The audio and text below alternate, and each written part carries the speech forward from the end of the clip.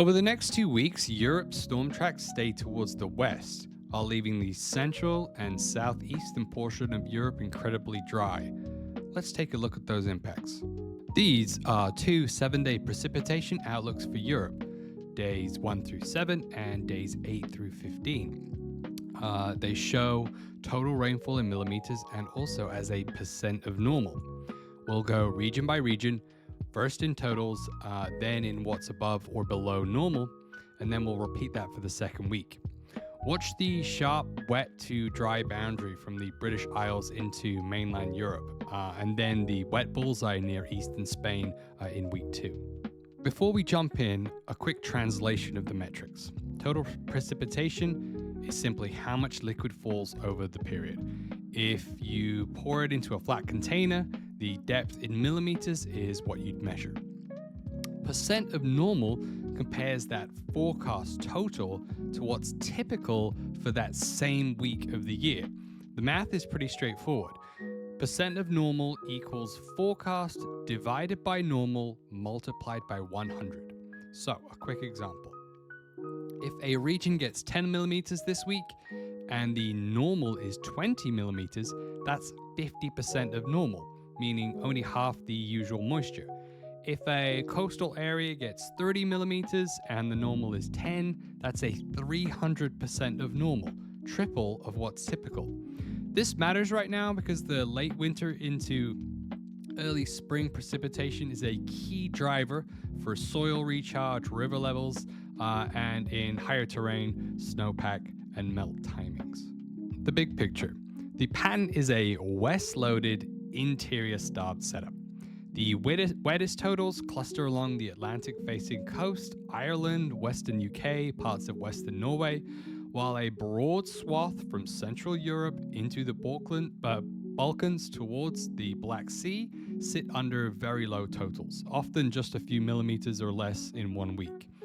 The contrasts are strong: west versus east, coast versus interior. The North Atlantic fringe versus the southeastern half of the continent. Week 2 brings a modest uptick in totals across more of Europe, but the percent of normal still leans below average in many places, with one standout exception over eastern Spain. Week 1 totals show a very dry core across Europe.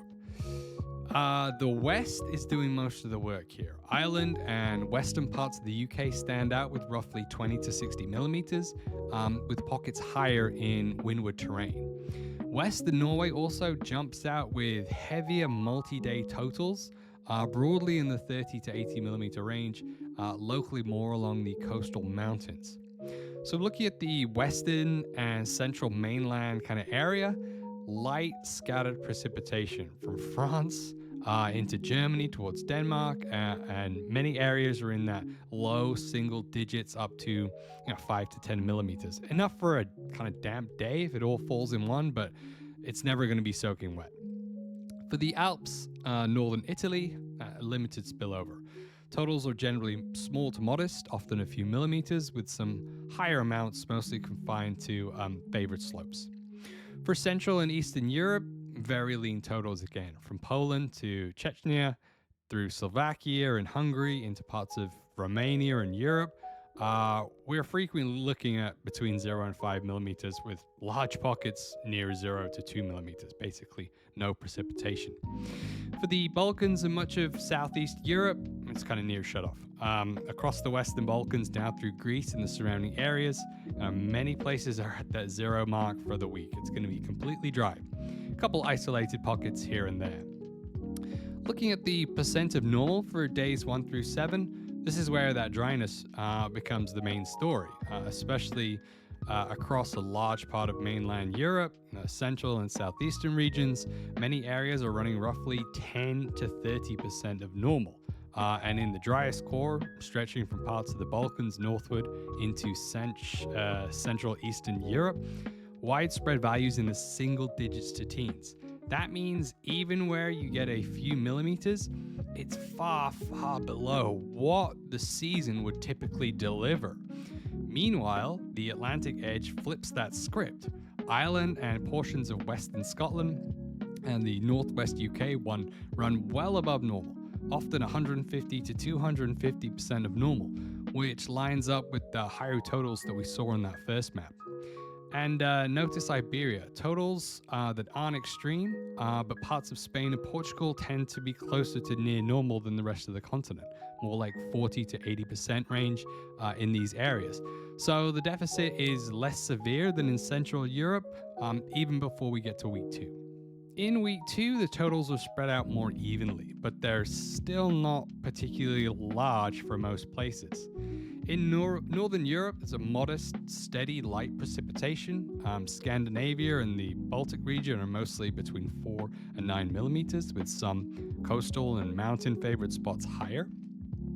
In Western Europe, kind of a step down from that week 1 coastal peak, but it's still active.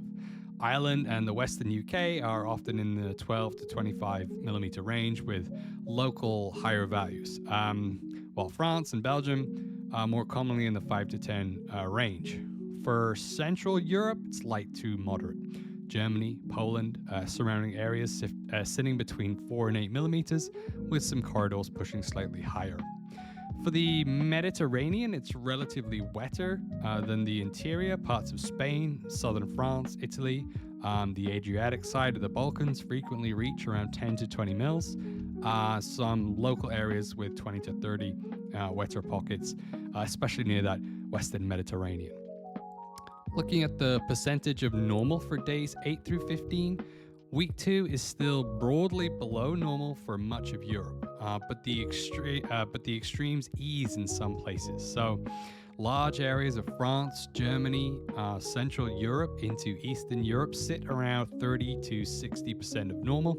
Still a deficit, but not as stark as week 1.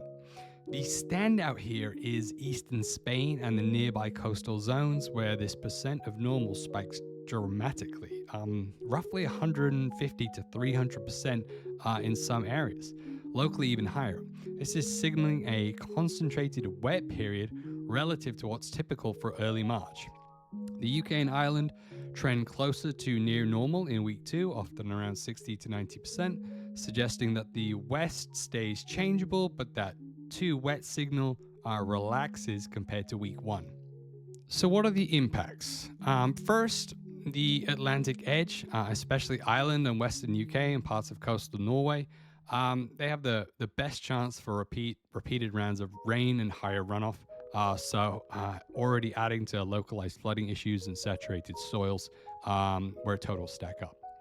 Secondly, the broad dry anomaly across Central Europe, Southeast Europe supports increasing soil moisture drawdown, lower replenishment, which can kind of matter in early fieldwork timing and kind of winter crop moisture, spring river recharge. Third, the eastern Spain wet signal in week 2 raises some localized flash flooding concerns, hillside runoff in kind of prone terrain, while also it could provide some meaningful short-term water input where it lands, even though we know Spain and Portugal have been very wet recently by themselves. From a conditional perspective, what could change?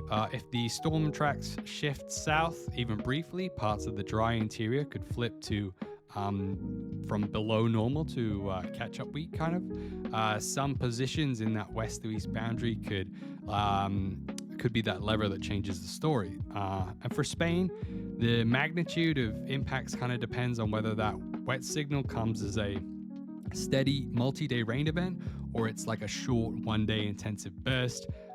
So we could see flash flooding or not if it's just over that longer period of time.